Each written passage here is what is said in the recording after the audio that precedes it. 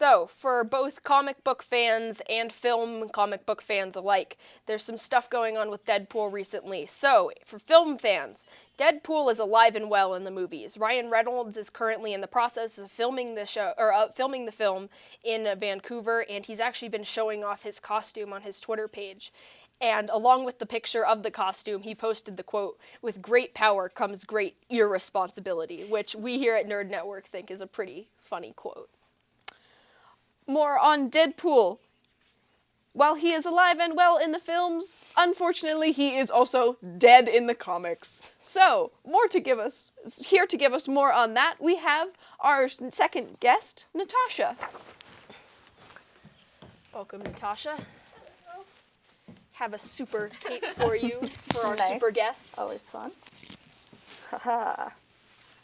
And then, yeah, the mic. Having Incredibles flashbacks, but you know. Hi guys, I'm Natasha. I'm apparently the local comic book expert here. I actually brought the last Deadpool, as you can see. Nice cover. I like it. A lot of dead people on it, so that's always fun.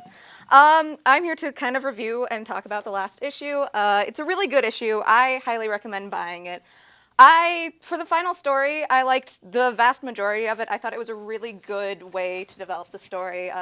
And the story they've been telling over the past 45 issues, that Jerry Duggan and Brian Posehn have been telling, it's a good conclusion. And then the one part that I wouldn't say that I was particularly fond of was the Secret Wars tie-in. A lot of Marvel Comics fans know there's a big event coming up with Secret Wars and Battle World and just completely tearing apart the Marvel Universe and putting it back together. So Deadpool 250 is where you will find the start of tearing up that universe. So it's a fun thing. Personally, I think my favorite part of this comic was actually all the side stories. I think there were 6 of them, if I'm correct, and they got a bunch of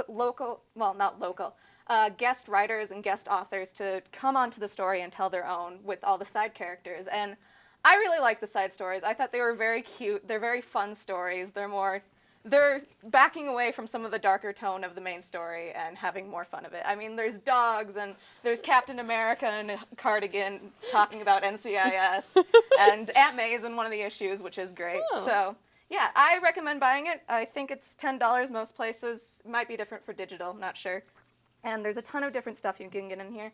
Also, the last story, which is less of a side story, but it actually takes place in 1991, which is fun because Deadpool wasn't a character until 1992. They pretend that it was a back issue that never got released. And I think they say that they mumbled something about it will make sense in 24 years. So, yeah. It has to do with Deadpool and the Infinity Gauntlet. So it's an interesting take on it.